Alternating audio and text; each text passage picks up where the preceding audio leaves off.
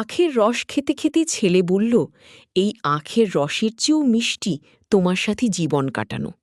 আমি তোমাকে ভালোবাসি মা। শীতকালে আখ খেতে গিয়েছিলাম ছেলের সাথে। তাজা আখ কেটে রস বের করে খাচ্ছি। ছেলে আমার জন্য আখ ছিলে দিচ্ছে। রসে আমার হাত আঠালো হয়ে গেছে। সে আমার হাত পরিষ্কার করে দিল। আমি বললাম, ধন্যবাদ। সে হাসল। তারপর একটা আখের টুকরো আমার মুখে দিয়ে বলল, মা, এই আখের রস যেমন মিষ্টি, তোমার সাথে কাটানো প্রতিটা মুহূর্ত তেমনই মিষ্টি। আমি বললাম, তোর মুখে মধু। কিন্তু তারপরেই সে গম্ভীর হয়ে বলল, মা, আমি সত্যি বলছি, আমি তোমাকে ভালোবাসি। শুধু মা হিসেবে নয়, তুমি আমার স্ত্রী হও। আমরা এই আক্ষক্ষেতের মাঝেই একটা ঘর বানাবো।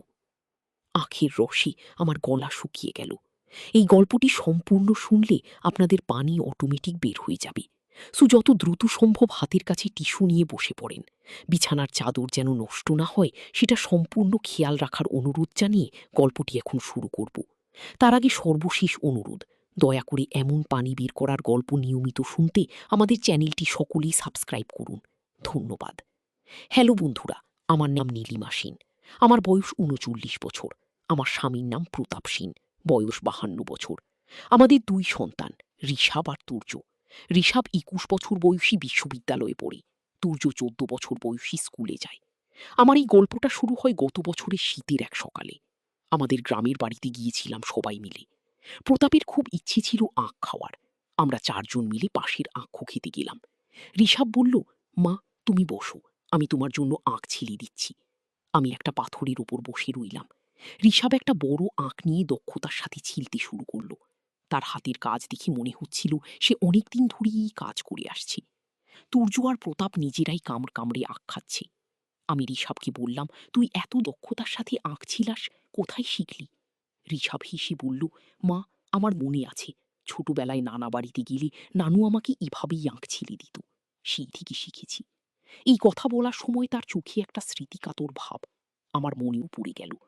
ঋষাবের নানু, মানে আমার বাবা, কত যত্ন করে ঋষাবকে আখ খাওয়ার। ঋষাব আমার কাছে এসে একটা সুন্দর করে ছিলানো আখের টুকরো দিল। আখটা এত মিষ্টি যে আমি অবাক হয়ে গেলাম। বললাম, বাহ, কি মিষ্টি! এত মিষ্টি আখ আমি অনেকদিন খাইনি। ঋষাব গর্বিত হয়ে বলল, মা, আমি সবচেয়ে ভালো আখগুলো বেছে বেছে এনেছি। তুমি যখন খুশি হও আমিও খুশি হই। সে আরেকটা টুকরো আমার মুখের কাছে এনে বলল, আরেকটা খাও মা, দেখো আমার হাতে আখের রস লেগে কি আঠালো হয়ে গেছে। আমি হাসতে হাসতে বললাম, আমার হাতেও তো একই অবস্থা। আমরা দুজনেই আমাদের আঠালো হাত দিকে হাসতে লাগলাম। তুর্য আমাদের দিকে তাকিয়ে বলল, মা, তোমাদের দিকে মনে হচ্ছে তোমরা ছোট বাচ্চা। ঋষাব এবার আরো কাছে এসে আমার হাত তার হাতে নিয়ে বলল, মা, জানো, এই আখের রসে আমার হাত এতটা আঠালো হয়ে গেছে যে মনে হচ্ছে তুমি আমার হাত থেকে কখনো আলাদা হতে পারবে না। তার এই কথায় কেমন যেন একটা গভীর অর্থ ছিল। আমি একটু বিব্রত হয়ে বললাম, তোর বাবার সাথে তোর কত মিল, সেও এভাবেই রোম্যান্টিক কথা বলতো। ঋষাব একটু লজ্জা পেল, কিন্তু তারপরেই আবার গম্ভীর হয়ে বলল, মা, আমি সত্যি বলছি, আমি তোমাকে অনেক ভালোবাসি। এই কথা শুনে আমার চোখে পানি এসে গেল। কত সহজ সরলভাবে ছেলে তার ভালোবাসার কথা বলল। আমি বললাম, আমিও তোকে অনেক ভালোবাসি রে, তুই তো আমার সবচেয়ে প্রিয় সন্তান। তুর্য তখনই আপত্তি করল, আরে মা, আমিও তো তোমার সন্তান। আমি হেসে বললাম, তুইও আমার সমান প্রিয়, তোরাও আমার ২ চোখের মণি। কিন্তু ঋষাব এবার আরো গম্ভীর হয়ে বলল, মা, আমি তোমাকে শুধু মা হিসেবে ভালোবাসি না, তুমি আমার সবচেয়ে ভালো বন্ধু। আমার কোনো সমস্যা হলে, কোনো দুঃখ হলে প্রথমেই তোমার কথা মনে পড়ে। আমার হৃদয় ভরে গেল। এতদিন পর ছেলে এভাবে মনের কথা বলল। আমি বললাম, তুইও তো আমার সবচেয়ে কাছের মানুষ, তোর বাবার পরে তুই আমার সবচেয়ে বড় ভরসা।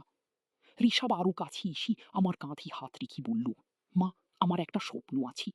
আমি স্বপ্ন দেখি যে আমরা এই আক্ষক্ষেতের মাঝেই একটা ছোট্ট ঘর বানাবো।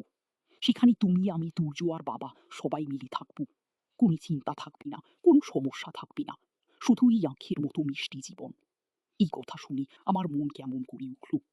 ঋষাব চিন্তা করে বলল, মা, আমার মনে হয় এটা আমাদের পারিবারিক ভালোবাসা।